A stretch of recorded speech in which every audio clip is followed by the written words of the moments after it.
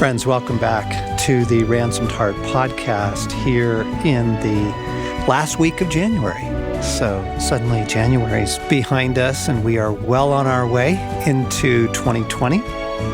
With me this week, Alan Arnold. And back in the fall, I began introducing the podcast with a sort of reminder. And it goes like this. This is a gnarly time to be a human being. The world, the hour that we're living in, the pressures. Every age has had its own suffering. In this hour, we have hospitals, we have help, we have fire departments and first responders, we have police forces. There's relative stability. Most of us are not fearing that us or half of our household will die of the plague or those sorts of things. However, because of the relative comforts of our age, I think we actually don't see the suffering of it, Alan. Yeah. And so when I say it's a gnarly time to be a human being, I'm referring to the pace of life that no one's enjoying. Right. I'm referring to the inundation of media coming at our attention, grabbing our attention, and taking it hostage.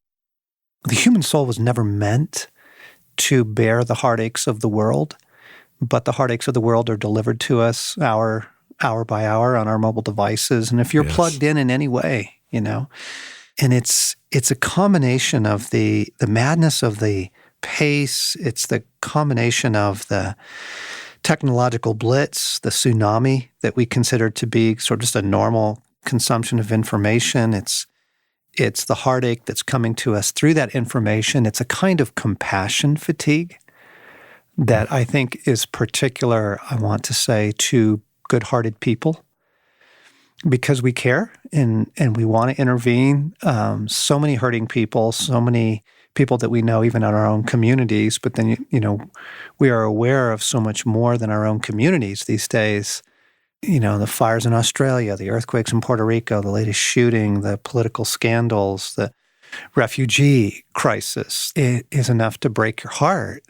So there's a kind of compassion fatigue that goes with our moment. And that's what I mean by it's a gnarly time to be a human being. The second point that I've been making is, and God cares very much about your humanity. And we almost need to be reminded of that.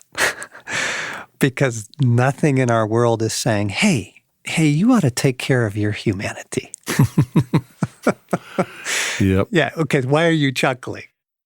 Well, I'm just chuckling because you're so right. And the world is never going to invite us into soul care, a posture of soul care or relief, the right kind of relief, restoration. And so when you say that, I think about my last week and last month and right. Yeah, exactly. So it's a gnarly time to be a human being, and you need to know that. And that also has to do, I failed to mention, my goodness, with that collection, there's the things in the seen world, but there's the things in the unseen world, and the spiritual warfare and the level of trauma and heartache and awful darkness that is unleashing in the world. So you have that as well. It's a very dark, very heated hour in the battle of good and evil. That's why it's gnarly. Your humanity matters to God. It's good to be reminded of that. In spite of the conditions, God is still very committed to the flourishing of your humanity. He cares about your heart. He cares about your life. He cares about your soul and wants to bring about restoration. And then the other 2 points I've been making is wholeheartedness is not an option. Maturity is not an option in this hour. Like, we actually have to be very serious. Yes. And this is the essence of the introduction of a new book I've written. I want to tell you about it this week. Want to start a conversation about a new book that's coming out in February called Get Your Life Back, Everyday Practices for a World Gone Mad. And I don't think I need to convince you that the world's gone mad, but if you needed some convincing, there are a few things. But getting your life back, the introduction opens with this sentence. It says, there's a madness to our moment, And we need to name it for the lunacy it is, because it's taking our lives hostage. And then I go in to describe the blistering pace of life, the media tsunami, the fact that simply being exposed to so much information and heartbreaking information in part is traumatizing to the soul. There's actually all kinds of research to show that. But what I want to point out, what I want to talk a little bit about today, the hour that we're living in requires souls that are really strong and really well. Wholeheartedness. It's not an option for this hour. Like, you need to be well, you need to be strong to handle the moment that we've been given to live, our lives, our call, our mission in this moment, loving and living and raising families and pursuing careers and finding and living out your calling, playing your part requires in this hour souls that are well and souls that are strong. And the double mind is this, that the hour that we're living in is perfectly designed to keep that from happening. Yeah, it is, because this world assaults us in so many ways, and many of them are so frequent that I think we forget about it, John. Like we don't see it anymore. Mm-hmm. And so we take a beating on a soul level, and we don't really have a plan for what to do or how to do it, and oftentimes just take that as a new normal. Mm-hmm. Like, yep, I do feel pretty beat up, but I'm better than him or her. Yeah. And so it's okay, I guess. Yeah, comparatively. That's good. We were praying about the podcast, as we always do when we start, and I feel like Jesus wanted me to ask you a question, our friends, our listeners. And the question went something like this: are you moving peacefully and joyfully through a life right now that you find enriching to your humanity? That's almost not fair to ask. I know. So let me repeat it. Are you moving peacefully and joyfully through a life that you find enriching to your humanity? When was the last time you felt carefree, friends? How often do you feel lighthearted? Are you excited about the future? Are you looking forward to 2020? Are you happy most of the time, more often than not? And I give a confession. So this book, I never intended to write this book, by the way, but it comes out of a story, and I want to tell you the story. A couple years ago, I found myself flinching when friends would text and ask, hey, you free for lunch? You want to catch a phone call? Want to get together? I'd love to hear. It wasn't welcome. I would flinch. I'd open my inbox and I would flinch at the amount of email that had accumulated simply overnight. And then, you quickly scroll through the subject heading and I would flinch again. I need this from you, I need that from you, so-and-so, can you have... And I didn't like that about myself. I had a shorter fuse in traffic. I felt numb to the news. I didn't want to listen to the news because I just didn't care anymore. And Stacy and I are grandparents now, as you know, and we are Mia and Poppy, and darling little grandchildren. We have a 3-year-old, a 2-year-old, a 1-year-old, another one on the way. And here's what I didn't like. I found myself, I could play with my grandchildren for about 5 minutes. And then I just couldn't handle the focus and the need there. I wanted to check my phone, check my email, look at my texts, kind of see what was going on in the grown-up world. I actually was finding it difficult to be present to the people in my life. Wow. Stacy would be saying something to me in the morning in the kitchen, and I was having I was already into my day. I was already gone, right? I was out the door and halfway to work. Yeah. And so there were these symptoms. I would come home more often than not really strung out, either spun up from the day and just wound, or fried. Just my soul felt thin, like Bilbo says, like butter scraped over too much bread, right? Yeah. And I didn't like it. And I noticed these. So I'm describing a set of symptoms. This is my real life, and this was beginning a couple years ago. I love mountain biking. I hadn't mountain biked in 6 months, maybe more. I love reading. I had stopped reading. I couldn't, my brain couldn't give that kind of sustained attention to something like a book. Right. I could read short things. I could read texts and the first paragraph of an email. But if it was a long email or even a long text, okay, I'm sharing these details because I think you might be recognizing some of them in your life. Shorter fuse in traffic, less patience for irritating people. And I was just letting go. I just found myself just letting go of things that I enjoy doing. I love taking an evening walk.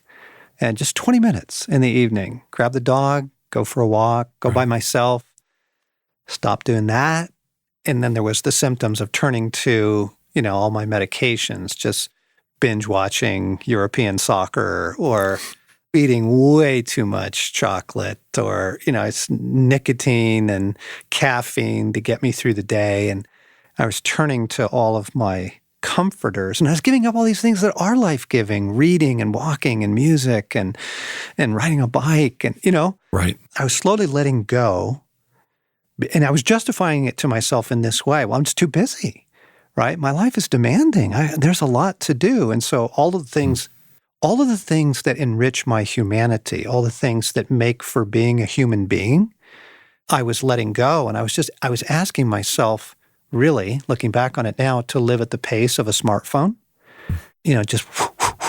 just being able to process information quickly and handle ridiculous amounts of information and requests, that sort of thing, okay? Yeah. Those were the symptoms, and I didn't like it. And then someone recommended to me Nicholas Carr's book, The Shallows, What the Internet is Doing to Our Brains. And I was drawn to it immediately because of the title, The Shallows, because I'm like, that's it, doggone it. I feel shallow. Huh. And I know the soul is not shallow.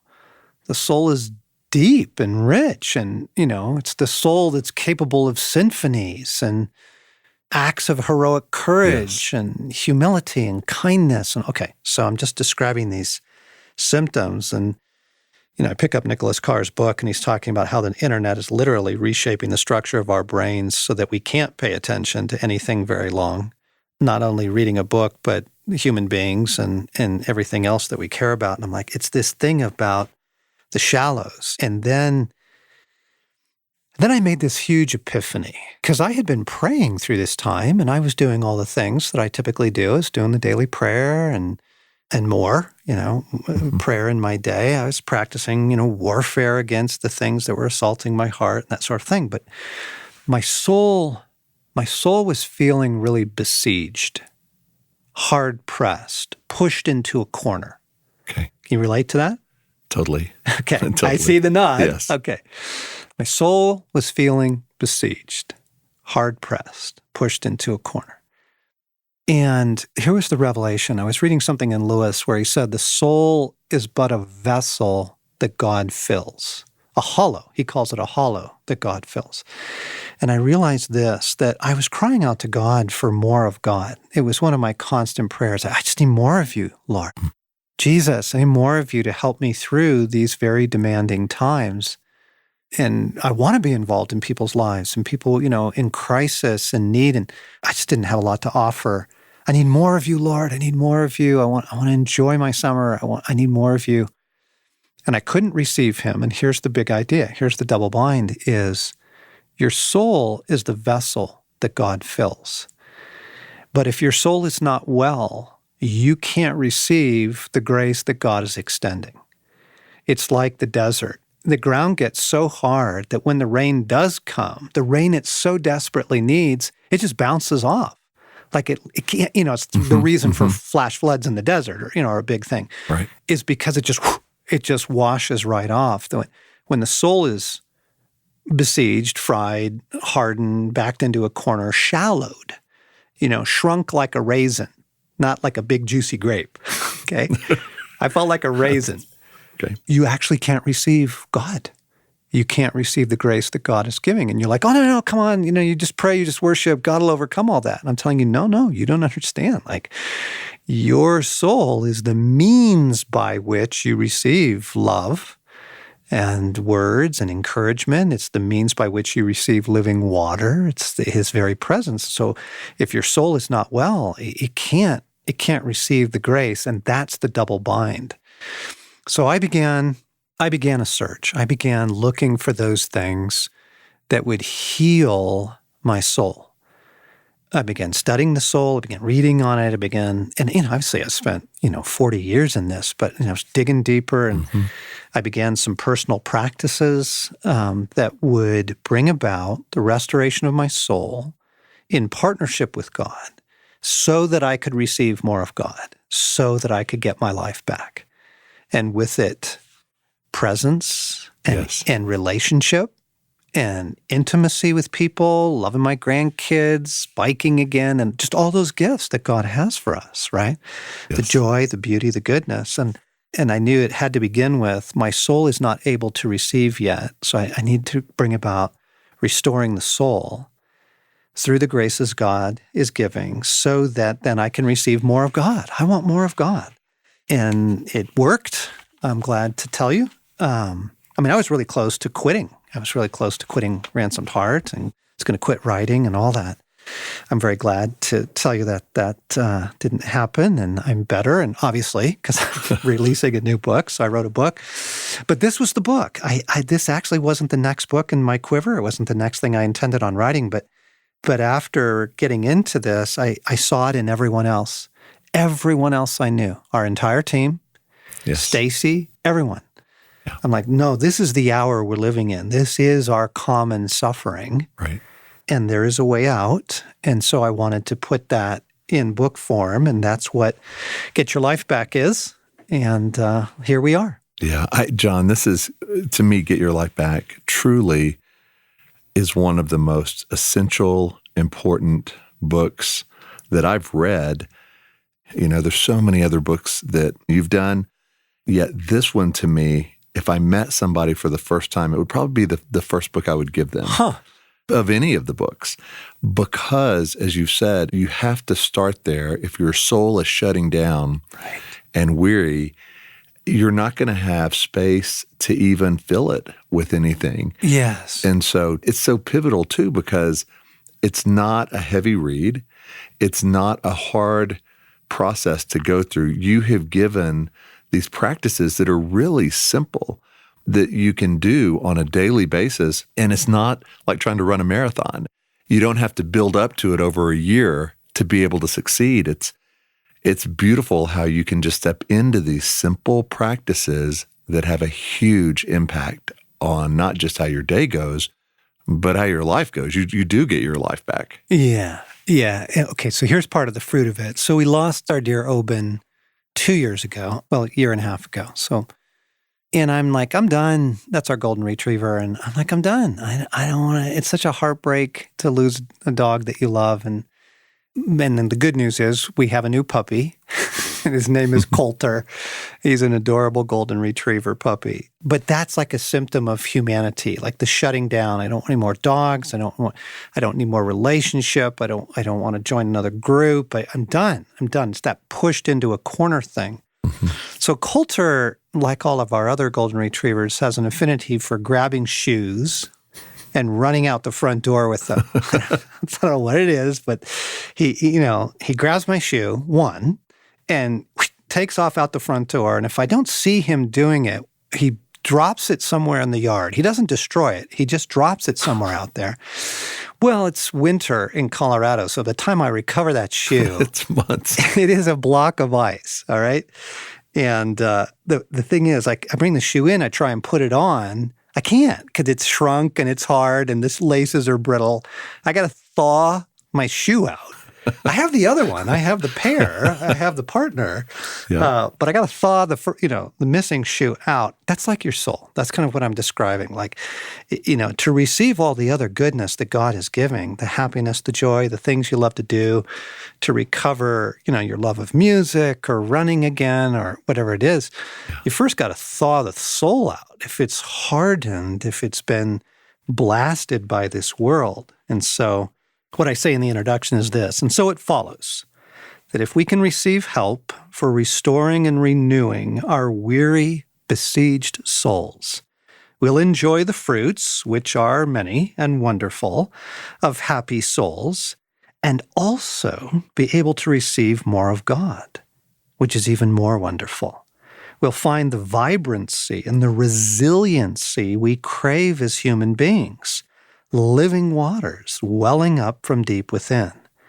Okay? But the process needs to be accessible and sustainable. We've all tried exercise, diets, Bible study programs that began with vim and verve. By the way, how are those January programs going, friends? Don't ask. January is the number one month for gym membership sales. And they knock off by February. Gyms are empty by March. Okay, so we've all tried it. But over time, they get shoved to the side, lost in the chaos, okay? So what I go on to say is, rest assured, the graces I'm offering in this book are within the reach of a normal life. I think you'll find them simple, sustainable, and refreshing. God wants to strengthen and renew your soul, friends. Jesus longs to give you more of himself, okay? You can get your life back. You can. The world may be harsh, but God is gentle. He knows what your life is like. What we need to do is put ourselves in places that allow us to receive his help. Let me show you how. That's the introduction or parts of it. And then I go into a variety of chapters, each one dedicated to a certain grace or gift or practice or help. And we're going to talk about those over the next 4 episodes of the podcast. So we're going to cherry pick and give you some of the gold right here on the podcast. And also, just to let you know right now, there's a fabulous pre-order campaign going on right now.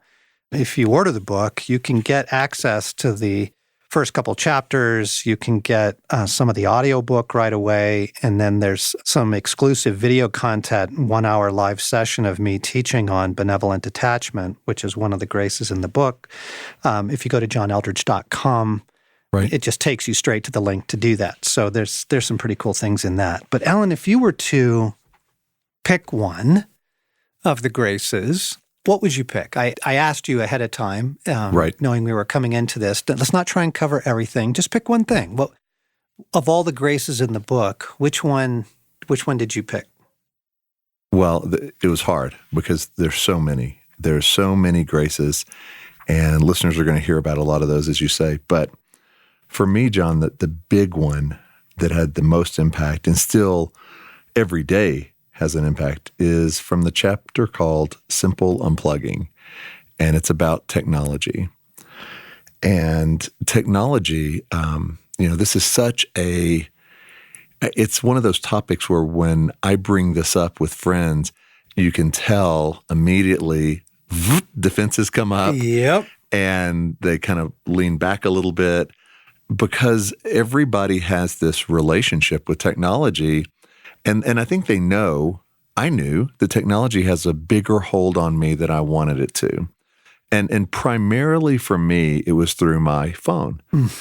And it was something that was just always with me. And they make the phone, Apple is really smart, and they make the phone to where you need it or think you need it for almost everything. So it's your alarm clock, and it's how you take pictures, and it's your map for how to get around town, and it's for email, and it's for social media. And the ironic thing is very little of it is actually for our phone. Like we call it the phone, but it's really this huge, access to everything in the world in our pocket. Yeah. And so as I went into that chapter, the things I'm going to share a little bit from what you wrote, but it was this eye-opening moment for me of, I don't want to live like this anymore. It has too much of a hold on me. And I started to pay attention to how much time I was spending on the phone.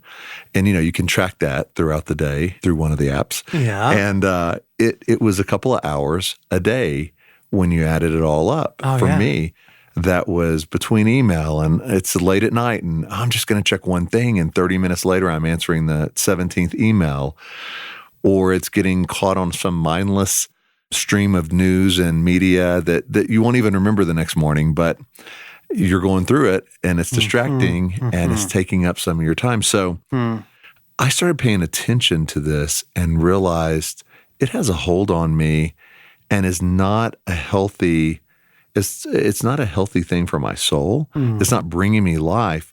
And yet I feel like there was no option. Okay, so let's be kind, because I know as soon as you bring up the technology thing, all the defenses about, and the other thing is everybody's talking about this. But what I want to offer some kindness.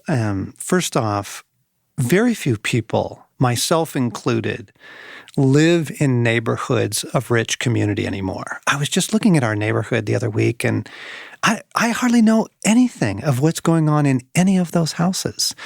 This isn't rural America or even, rural world of 100 years ago where your friends are down the street, your family's across the street, people are grilling, people are playing music. You get home in the evening and you can just go have something to drink and chat with your friends and enjoy rich connection. We don't have rich connection. Let's just be honest. Right. Okay. So I understand the longing for connection.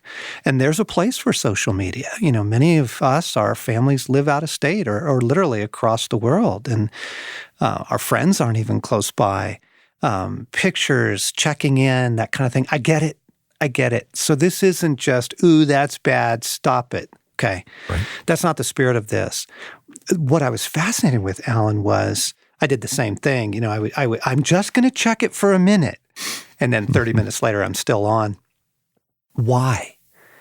I just looked at my own soul and said, my soul, what are you looking for? That's good. And what I was aware of for me was connection.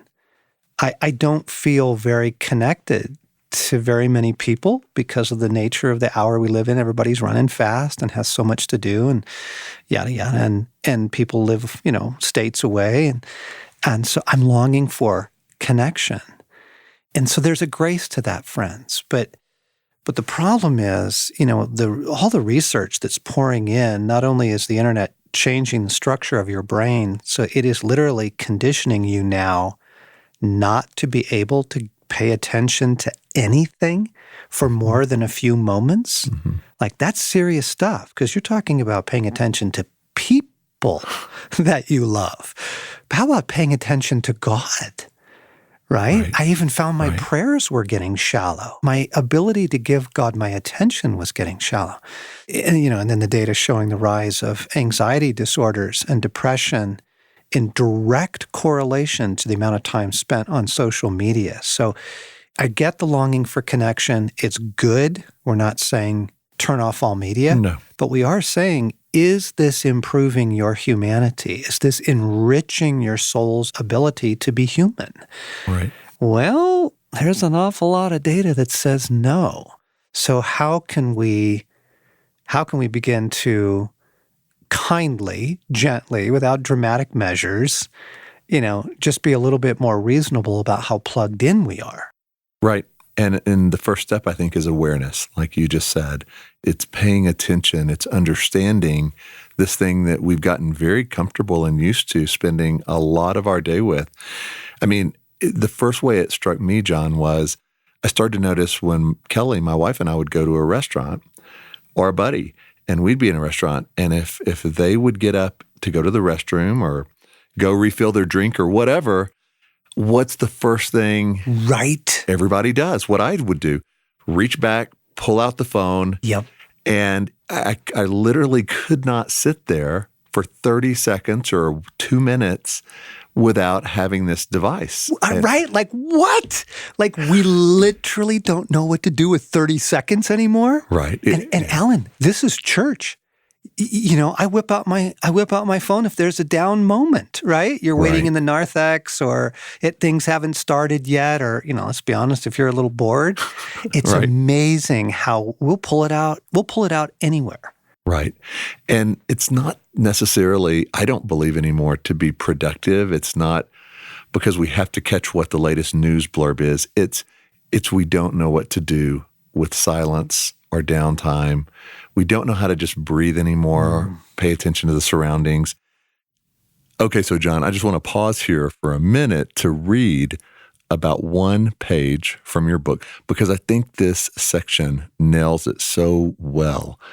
The issue, the problem, and the pervasiveness of it. The section in this chapter is called In Love with Distraction.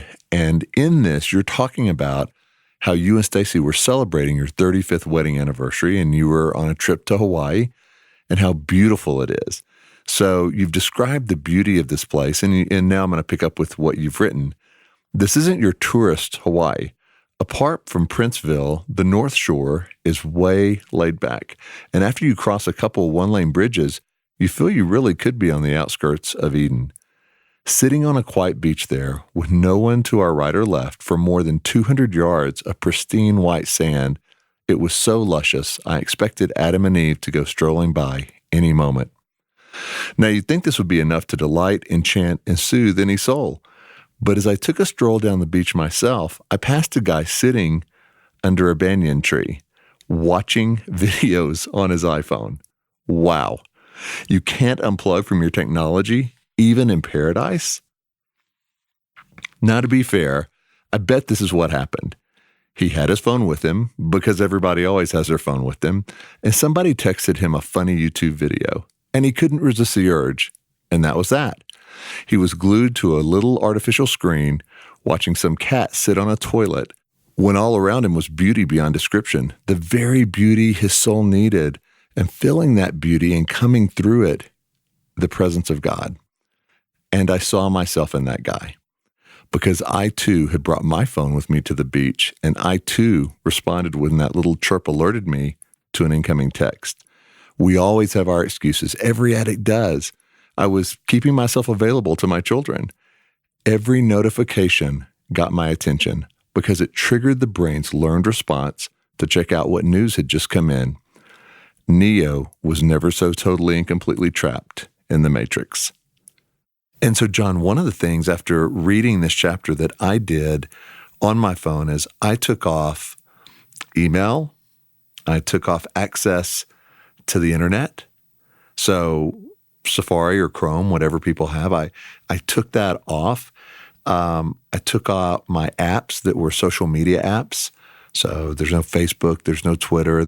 And what I've discovered is without all those things, now really all I have, I have a phone that can do text and help me with directions and have a camera. Yeah, take some photos. And that's it. And now the sexiness, like all of this appeal is gone. So I don't have a reason to pull it out of my pocket or to look at it for distraction because it's really boring now, but it's back to what it should be. Buddy, I am cracking up because right now the people listening to you are like, no way, no way, no way. Like I could just hear it.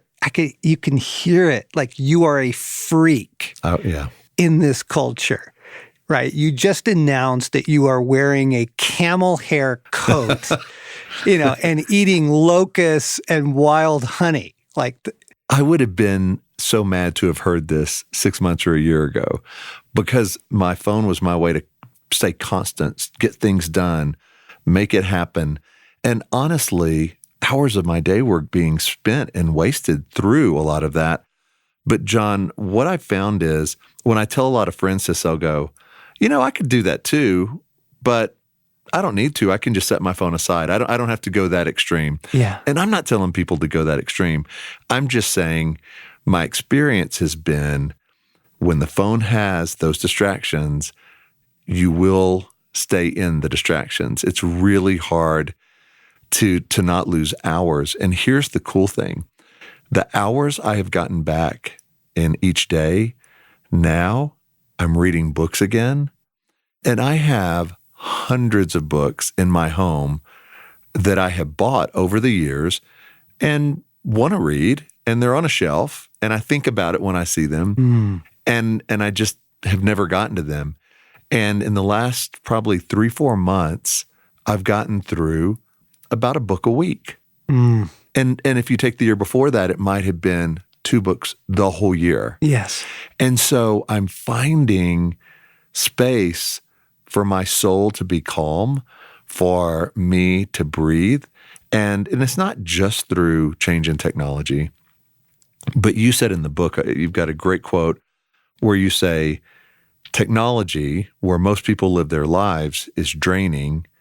And then you talk about how nature and in other ways we can care for our soul is healing. And so we have to reduce one if we're going to increase the other. Yeah. And for me, the reduction of technology has given me so many benefits. And yet I still get done what I need to, but it's just been a very healing process. Yeah. Yeah, I forget what the figure is, but the amount of time that Americans spend watching videos on their phone, right. I think it's like 3 hours a day. Right. Okay, that's not essential stuff. We're not talking about life-saving measures here, or no, I'm using it to get across town to get to an important meeting. It's all the distraction stuff. And I love the way you put it. If we clear a little bit of room, we can read again, we can paint again, we can listen to some music, we can be present. Stacy and I, the other night, were just enjoying playing cribbage together. That's great. Yeah. Pair for two, a pair for four. Yeah. But we would never have done that in the last 10 years because technology was in the way. We'd have been in the same room, but we would have both been on some screen, laptops, phones, media. And when you cut back, it's interesting because you can then watch, like if you don't pull your phone out at a restaurant when others do, or if you don't at home get, kind of lost in that, then you're more present and you start to realize how unpresent other people can be because of that.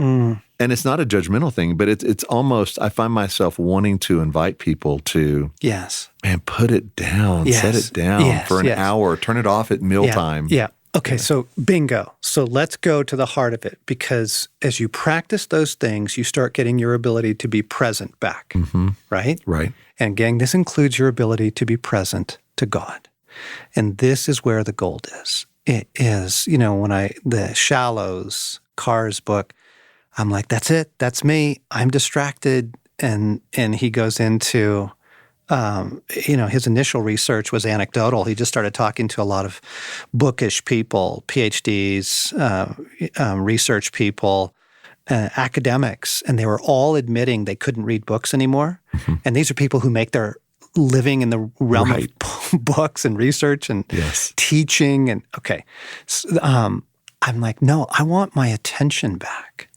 I want my soul back. Like, you can't do that to me, has been my reaction to the world. Like, no, this is a war. Right. And you can't have my soul. You can't destroy my attention so that I can't play with my grandchildren.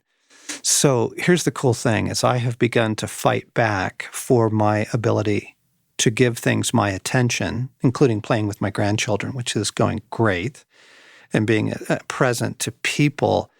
Alan, the real gold is God. Like, I can be present to God for much longer periods of time. I can sit and be with God. I can hear from him words that I desperately need, questions that I need answering. Right. I can hear him more clearly. He's bringing to me some really incredible things from the kingdom of heaven, riches that I would not have had because I was just flip, flip, flip, swipe, swipe, swipe, like. I was living at that pace with God. And so the riches, the beautiful things that he's been showing Stacy and I, simply because we're fighting back, taking our attention back, taking our ability to be present back and giving it to God. Oh my goodness. It's like, oh, there's the fount of living waters. Oh, there's the connection. Just to kind of close the loop, to come back to my longing for connection's good. Our longing for connection is good. Right. God is the connection we are ultimately looking for. I am the vine, you are the branches. The reason that you're feeling so disconnected is you need to be reconnected to me in such rich and satisfying ways that you're good. You're well. You are well. Oh, friends, so much more to share, but I just feel like even in kindness to you right now, that's a lot. That's enough. We've given you a lot to think about. johneldridge.com will get you to the page where you can do the pre-order if you're interested and get the video teaching and immediate access to some chapters and some of the audiobook. We're going to be back over the next several weeks just unpacking some of these ideas. And the whole spirit of this, as you'll hear next time, is kindness. This isn't pressure. This isn't guilt. This isn't, you're just one of those now who's completely taken out by the world. No, it's a gnarly time to be a human being. It really is. Mm-hmm. God cares about your humanity. He really does. Wholeheartedness is not an option. Maturity is not an option if you would navigate these times and come out one of those who are thriving, not just surviving. So there you are, friends. Great to be with you this week. Look forward to the next conversation.